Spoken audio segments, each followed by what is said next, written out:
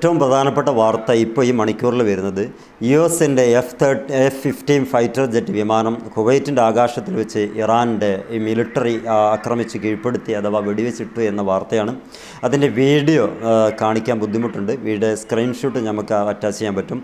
അതിൽ പറയുന്നത് ഒരിക്കലും ഇനി ഇറാന് ഈ ഇസ്രായേലിനോ അല്ലെങ്കിൽ അമേരിക്കയ്ക്കോ അവരുടെ മനോവീര്യത്തെ തകർത്ത് കളയാൻ കഴിയില്ല. അവരൊരു പക്ഷേ കൊന്നുകളയാം, പക്ഷേ അവരുടെ മനോവീര്യം തകർക്കാൻ കഴിയില്ല എന്ന ഒരു വാർത്തയും കൂടി വരുന്നുണ്ട്. അതിലെ പൈലറ്റ് അഥവാ ആ സൈനികനുൾപ്പെടെ മരണം സ്ഥിരീകരിച്ചതായി ഇറാൻ മിലിറ്ററി സ്ഥിരീകരിക്കുകയും വാർത്ത പുറത്തേക്ക് വിടുകയും ചെയ്തു. ഇപ്പം നടക്കുന്ന ഏറ്റവും പ്രധാനപ്പെട്ടത് GCC കൺട്രി തൽക്കാലം ശാന്തമായിട്ടുണ്ടെന്ന് മനസ്സിലാക്കാൻ പറ്റുന്നു. അതങ്ങനെ തന്നെ ആകട്ടെ എന്ന് നമുക്ക് പ്രാർത്ഥിക്കുകയും ചെയ്യാം. എന്നാൽ കിട്ടേണ്ടത് അമേരിക്കയ്ക്കും ഇസ്രായേലുമാണ്. അന്ന് അത് കിട്ടുകയും ചെയ്യണമെന്ന് നമുക്ക് അതിൻ്റെ കൂടെ പ്രത്യേകിക്കുകയും ചെയ്യാം. കാരണം ഒരു സമാധാന അന്തരീക്ഷത്തിലൂടെ കടന്നു പോകുന്ന ഒരു രാജ്യത്ത് വന്നിട്ട് ഈ സമാധാനങ്ങളൊക്കെ നശിപ്പിച്ചുകൊണ്ട് പറയുന്ന ഒരു വാക്കുണ്ട് ട്രംപ്. ഞങ്ങളാണ് സമാധാനം ആഗ്രഹിക്കുന്നവർ, അതുകൊണ്ട് സമാധാനത്തിന് വേണോ ഞങ്ങളുടെ കൂടെ ഒരു കരാറിൽ ഒപ്പുവെക്കുക എന്ന് പറയുന്ന ട്രംപിൻ്റെ ഏറ്റവും വലിയ പൈശാചികതയിൽ അമർന്ന അഭിപ്രായങ്ങളും പ്രകടനങ്ങളും നമ്മൾ കണ്ടു കഴിഞ്ഞു.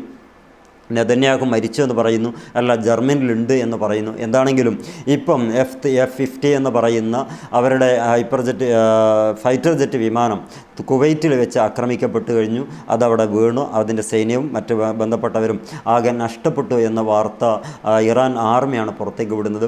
അത് വെച്ച് നോക്കുകയാണെങ്കിൽ ഈ അമേരിക്കയുടെ അത്യാധുനിക സംവിധാനങ്ങളൊക്കെ കീഴ്പ്പെടുത്താൻ പറ്റിയ സംവിധാനങ്ങളും അതിൻ്റെ പറ്റിയ ആയുധങ്ങളും ഇറാൻ്റെ കൈവശമുണ്ട് എന്നുള്ളത് അവർ ഇതോടുകൂടെ തെളിയിക്കപ്പെട്ടു കഴിഞ്ഞു. രണ്ട് ഭാഗത്തും അപകടങ്ങളുണ്ട്. ഇറാൻ്റെ സ്റ്റേറ്റ് TV ക്വാർട്ടേഴ്സ് ആക്രമിക്കപ്പെട്ടിട്ടുണ്ട്. അതോടൊപ്പം തന്നെ ഇസ്രായേലിൻ്റെ മൊസാദിൻ്റെ ഹെഡ്ക്വാർട്ടേഴ്സ് അടക്കം ആക്രമിക്കപ്പെട്ടു എന്ന് പറയപ്പെടുന്നു. അത് സ്ഥിരീകരിക്കുകയാണെങ്കിൽ നമുക്കതിനെക്കുറിച്ച് വീഡിയോ ചെയ്യാം. ഇപ്പം ചെറിയ ഒറ്റ വരിയിൽ മാത്രം എഴുതി വെച്ച ന്യൂസുകൾ പുറത്തു വരുന്നുണ്ട്. മൊസാദിൻ്റെ ഹെഡ്ക്വാർട്ടേഴ്സ് 2025 ജൂണിൻ്റെ അതേ സൈമായിട്ട് ആക്രമിക്കപ്പെട്ട് കഴിഞ്ഞു എന്നുള്ളത്. എന്താണെങ്കിലും അതിൻ്റെ വരും വരായ്മകളെക്കുറിച്ച് മനസ്സിലാക്കിയതിനു ശേഷം വീണ്ടും വീഡിയോ ചെയ്യാം. ഇപ്പോൾ സംഭവിക്കുന്നത് അവരുടെ F-50 എന്ന് പറയുന്ന ഫൈറ്റർ ജെറ്റ് വിമാനം അവർ വെടിവെച്ചിട്ടിരിക്കുന്നു. അപ്പോൾ പുതിയ വാർത്ത കേൾക്കുമ്പോൾ സന്തോഷകരമാണെന്ന് പറയാൻ പറ്റും. ശത്രുവിൻ്റെ എല്ലാ അനക്കങ്ങളും ഇല്ലായ്മ ചെയ്യുക എന്ന് പറയുന്നത് ഒരു പ്രകൃതി നിയമമാണ്. ശത്രു ആരാ എന്ന് ചോദിച്ചാൽ ഒന്ന് അമേരിക്കയും അതുപോലെ ഇസ്രായേലുമാണ്. ഒരു കാരണവുമില്ലാതെ ഏതെങ്കിലും കാരണം ഉണ്ടാക്കിക്കൊണ്ട് മറ്റു രാജ്യത്തിൻ്റെ മുകളിൽ കടന്നാക്രമണം നടത്തുന്നുണ്ട്. അവരുടെ പേര് ശത്രു എന്നല്ലാതെ മറ്റൊന്നും വിളിക്കാൻ കഴിയില്ലല്ലോ. പുതിയ വീഡിയോയിൽ വീണ്ടും കാണാം. എല്ലാവർക്കും നന്ദി.